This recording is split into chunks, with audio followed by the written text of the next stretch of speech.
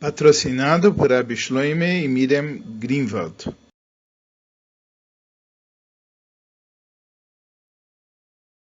Essa é uma Sihá no Likutei Siches, no volume 13, Parshat Pinchas, Sihá de número 2. O tópico, o assunto da Sihá é que na Parshá dessa semana nós aprendemos Parshat HaKorbanot, sobre os Korbanot, e o Rashi, no começo de Parshat HaKorbanot, é o assunto que nós vamos abordar. A Sihá tem 3 partes. Na primeira, o Rebbe faz 5 perguntas sobre Rashi. Na segunda, ele responde as 5 perguntas através do entendimento melhor daquilo que estava preocupando Rashi, o motivo das perguntas dele. A terceira parte, ele apresenta um ensinamento maravilhoso no serviço divino, baseado nesse ensinamento de Rashi. No começo de Parshat HaKorbanot, na nossa Parashá, Rashi cita as palavras Tzav. Tzav et Bnei Israel, ordena para os filhos de Israel e explica o seguinte: Ma'amur lemala, Ifkod Hashem, o que está escrito anteriormente a Parshat HaKorbanot, para que Hashem colocasse uma pessoa para que tomasse conta dos filhos de Israel, etc. Amalo Kadosh Baruch Hu, Hashem falou para Moshe, Ad she'ata metzaveni al banai, tzaveh et banai alai. Antes de você me pedir para eu fazer uma coisa para os meus filhos, você deve pedir para os meus filhos em relação a mim. E ele dá um exemplo, como veremos a seguir. Aqui tem 5 perguntas, e a primeira pergunta é: o que Rashi vê de difícil nas palavras Tzav et Bnei Israel, ordena aos filhos de Israel, que leva Rashi a explicar essas palavras? O que está difícil em ordena aos filhos de Israel que justifica uma explicação?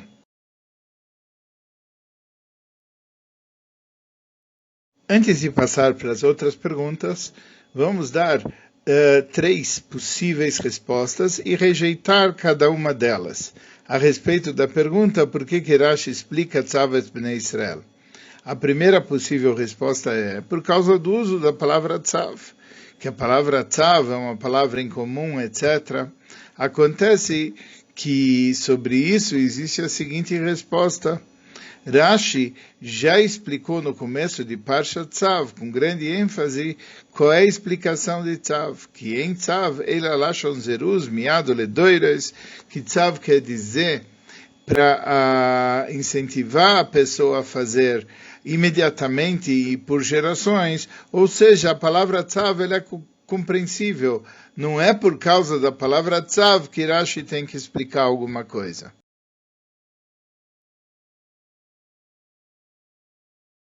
Uma segunda tentativa é dizer que Rashi vem explicar as michos das parshas. Por que a parshá, onde se pede um líder para o povo de Israel para substituir Moshe, vem logo antes de Parshat HaKorbanot, etc. Acontece que se Rashi está se concentrando no fato de uma parshá do lado da outra, normalmente Rashi usa a expressão Lama Nismecha. Por que uma parshá vem do lado da outra? E aqui ele não usou esse tipo de expressão. E por outro lado, é compreensível de uma forma simples porque esse assunto estava um do lado do outro, etc. Não seria isso o motivo da explicação de Rashi.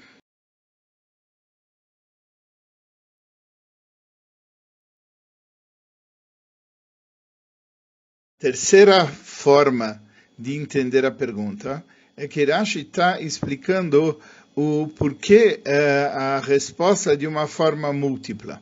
Por quê? Porque de um lado Rashi fala Tzav, e do outro lado ele fala Ve'amarta lehem, e fala para eles. Será que o fato dele ter dito depois de ordenar, fala para eles, é o que levou Rashi a comentar?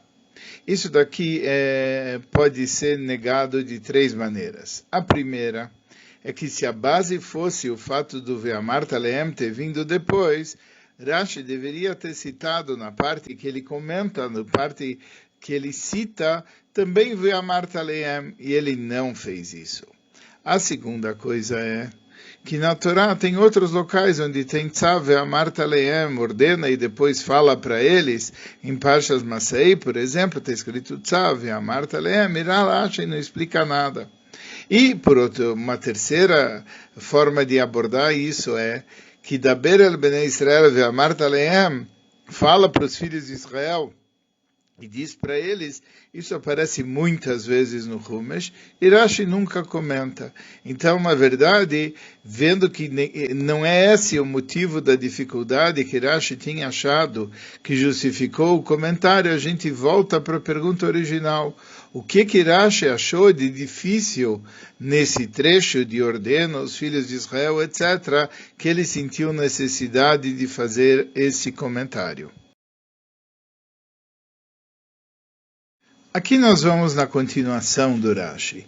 E Rashi continua a sua explicação dizendo, Mashal bas melech, um exemplo de uma princesa, Sheitá nifteres min haolam, que ela estava à beira de falecer, ve'ayá mefakedes leba'alá, e ela estava falando para o marido, al-baneia, ela estava falando para o marido para tomar conta dos filhos. O que deita besifre, conforme está no Sifri, e com esse exemplo é que Rashi está comparando a passagem na nossa parsha. Sobre essa explicação do Sifri, existem 4 perguntas. A primeira coisa é, o que esse exemplo acrescenta? Parece que o Nimshal, parece que o exemplificado é mais claro. Por quê? Primeiro, que o povo de Israel estava precisando de alguém para tomar conta dele e não pode ser deixado sem alguém competente para tomar conta. É uma coisa bem compreensível. Não preciso o exemplo da filha do rei para eu saber que tem que colocar alguém para tomar conta do povo de Israel. E depois, em relação aos filhos em específico, que existia todo o povo de Israel como filhos, a realidade é muito mais clara e óbvia do que aquilo que foi citado no exemplo. Rashi, ao trazer o exemplo, ele traz uma série de detalhes. Ele falou uma filha do rei que estava à beira de falecer, nifteres min haolam, ve'ayta mefakedes leba'alá al-baneia, e ela estava pedindo para o marido sobre os filhos. Todos esses detalhes não teriam sido trazidos para o Rashi se eles não fossem importantes para a compreensão do que o verso está dizendo.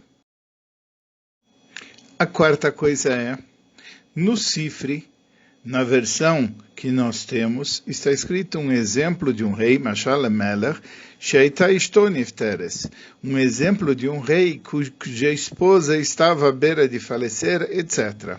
Acontece que Rashi não traz a esposa do rei, ele traz a filha do rei. E ela não estava falando com o rei, ela estava falando com o marido, etc. Acontece que essa versão que Rashi traz, ele está se referindo ao mesmo Sifri, porque o Rashi fala que deita besifri, como existe no Sifri, e se ele está se referindo no Sifri, por que ele usou a versão menos comum? Por que ele não usou a versão mais comum, que é aquela que está na nossa frente, que é a esposa do rei, que ela ia falecer, e falou para o rei que tinha condições de tomar providência, etc.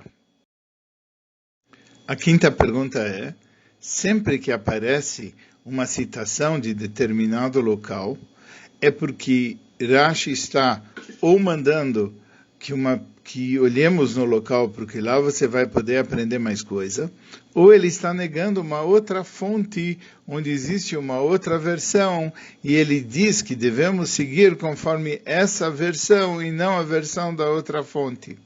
No nosso caso, além dessa história que consta no Sifri, existe uma história que consta no Medrash Tanhuma. No Medrash Tanhuma consta que a história de um Shushvin, a história de um acompanhante do rei, etc., que quando estava para falecer, ele pegou e pediu para tomar conta dos filhos, etc., e o rei perguntou, por quê? Porque ele estava preocupado com a esposa do rei, que ela poderia fazer alguma coisa. Então o rei falou, antes de me falar alguma coisa que eu devo fazer em relação à minha esposa, por que você não me pergunta o que a minha esposa tem que fazer em relação a mim? Por que esse Medrash no Sifri é preferível do que o Medrash Tanhuma, onde cita essa variante?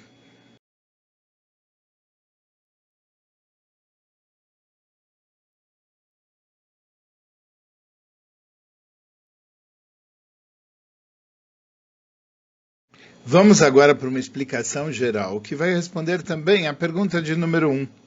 A explicação de tudo isso, Rashi já explicou que a palavra tzav, em tzav, ela é lashon zeruz. Tzav quer dizer zeruz. Ele está encorajando, dando forças para as pessoas fazerem determinadas coisas. Acontece o seguinte, aqui fica difícil. Por que ele precisa incentivar, etc., em relação à ordem dos korbanot? A ordem dos korbanot é uma ordem que foi dada para quem executar, para os Kohanim executar. Quem é que tem que executar os korbanot? São os Kohanim.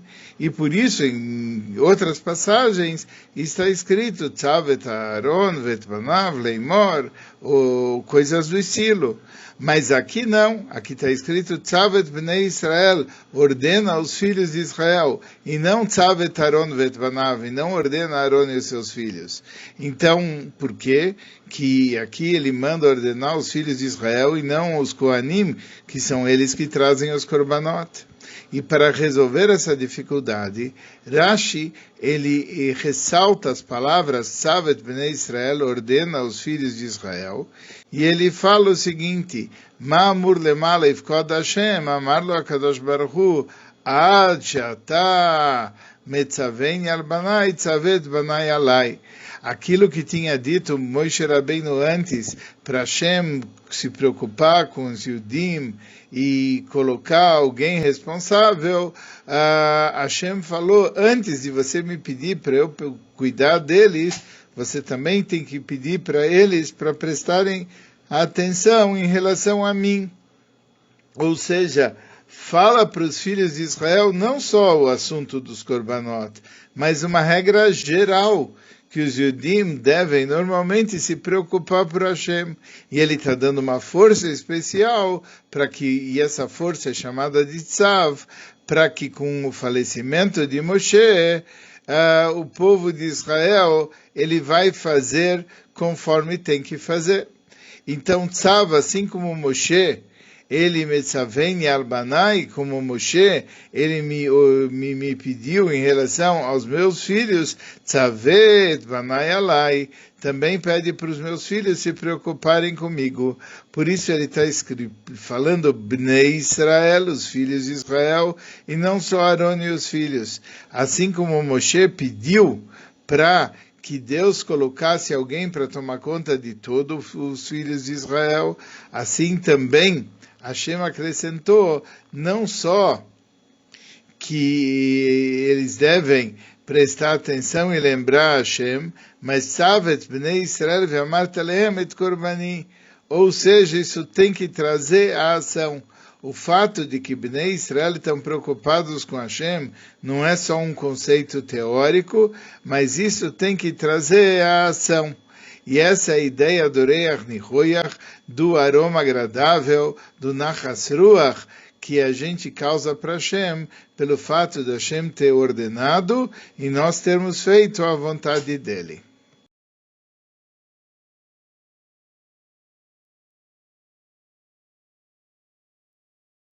Agora nós vamos procurar responder as questões 2, 3, 4, 5, que tratava daquele exemplo e dos detalhes daquele exemplo. Ocorre o seguinte, a primeira coisa é que Moshe Rabbeinu chegou para Hashem e ele falou a Hashem, o Senhor nomeia uma pessoa para ficar no meu local, ou seja, e Hashem falou, antes de você me ordenar para eu fazer alguma coisa, ordena para os meus filhos em relação a mim. Como que Moshe Rabbeinu vai e ordena uma coisa para Hashem? Como que ele fala para Hashem dessa maneira? Essa é a nossa primeira pergunta em relação a isso. A segunda Moshe Rabbeinu estava pedindo uma coisa que muito necessária. Ele precisava, no momento que ele vai a falecer, precisava ter alguém que ficasse no local dele, como Moshe Rabbeinu fala, Velot yeh adas Hashem ketzon asher ein lahem roeh, para que a congregação de Israel não vai ser como um rebanho que não tem um pastor. E Hashem vem respondendo, olha, fala para eles trazerem os korbanot, porque areia nichoia, risumidar nachas ruach. Parece que Hashem está falando que os korbanot é mais importante do que nomear alguém para tomar conta do povo. E Rashi respondeu tudo isso através daquele exemplo dizendo que Moisés é que nem a princesa, e a princesa que vai sair do mundo. Até aqui o exemplo está bem paralelo. E ele está preocupado, e a princesa está preocupada com os filhos. Até aí o exemplo está paralelo. Mas no exemplo aparece, o exemplo do Sifri aparece que Hashem é só o marido, não exatamente o rei. E Rashi faz questão de dizer, usa o exemplo do Sifri, como Rashi fala, que deitam Sifri, para usar o exemplo do Sifri e não o exemplo do Midrash Tanhuma. Por que não percam?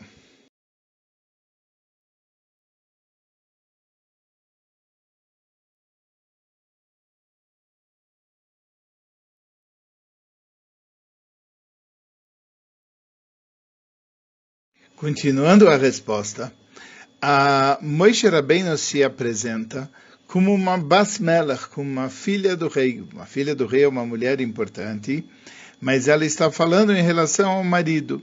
E normalmente ela respeita o marido. Mas aqui essa esposa, ela vai estar nifteres mina olam, ela vai sair do mundo. E quando ela vai sair do mundo, ela tem que se preocupar pelos filhos. E é por isso que, apesar de que normalmente ela não pediria para o marido, e ela respeita ele, mas o que? Nesse momento, ela tem que falar, porque ela está à beira de falecer, e alguém precisa se preocupar com os filhos. Acontece que também o Hashem, nesse caso, ele faz o papel do marido. O que quer dizer o papel do marido? Não está escrito que Hashem, nesse momento, está fazendo o papel do rei. Ele está fazendo o papel do marido. Por quê? E aí ele fala, olha, antes de você me pedir para eu dar uma coisa em relação aos filhos, você tem que pedir os filhos darem uma coisa para mim. O que quer dizer os filhos darem uma coisa para ele? Está escrito que os korbanot é como se fosse um pão, et korbani lachmi leishai.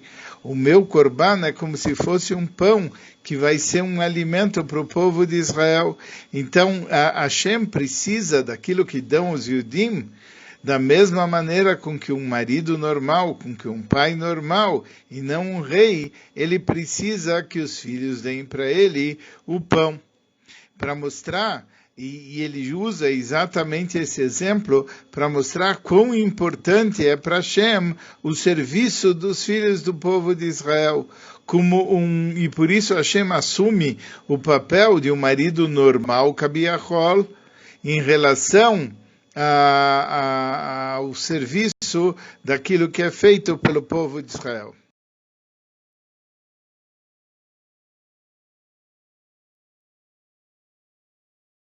Aqui nós aprendemos um ensinamento maravilhoso, fantástico no serviço divino. A ligação entre Hashem e o povo de Israel e os Yudim é como uma ligação entre um pai e um filho. Por isso está escrito, Banim atem Lashem Elokeichem. Vocês são filhos para o eterno vosso Deus. Atem, vocês, é uma conexão mais elevada do que a conexão entre um súdito e o rei. E é por isso que a conexão entre Hashem e os Yudim como um pai é uma conexão ainda mais forte. Naquele nível está escrito, você vai estar sozinho, não tem outra pessoa, não tem outro ser que está junto nesse nível de conexão. E essa conexão é uma coisa constante, é uma coisa eterna, e é algo que não tem modificação nenhuma. E por isso, o Korban que está ligado com essa conexão, também é chamado Korban Atamid, também é chamado o Korban constante, porque ele é trazido a cada dia, e ele afeta perante Hashem, trazendo um Nachas Ruach, e é como, por assim dizer, como o pãozinho de Hashem. Da mesma maneira que uma pessoa precisa ter um pãozinho, ter um alimento, aquilo que a gente dá para Hashem é uma coisa vital, porque Ele quer muito a nossa ligação para com Ele. E assim como está escrito, Tfilos b'makom tmidim tiknum, assim como está escrito que as orações, eles estão no lugar das oferendas de Tamid, uma pessoa pode pensar, será que é tão importante o trabalho da minha oração de cada dia? O que vai acontecer se Chas v'Shalom eu perder uma das minhas orações? E aqui vem a resposta. E a resposta vem desse ensinamento de Rashi. A primeira coisa que Hashem fala é Tzavez banai alai. Lembra para os meus filhos de mim, de trazer 2 korbanot todos os dias, porque tfilos b'mkom tmidim tiknum, as 2 orações que se faz, a oração de manhã e a oração ao entardecer, é como se fosse o pão de Hashem, uma coisa que consegue ser até mais importante do Ifkod Hashem Ish Alaedah, do que Hashem nomear uma pessoa para ficar no local de Moshe Rabbeinu. E a gente sabe que cada dia, tantos dias importantes, dias especiais, dias de festa, Shabbatot, como uns simples dias da semana, através da Tfilá a gente consegue fazer um Nachas Ruach Lefanai, um prazer perante Hashem, Shamarti Venai Seretzoini, porque eu falei e os Yudim fizeram a minha vontade.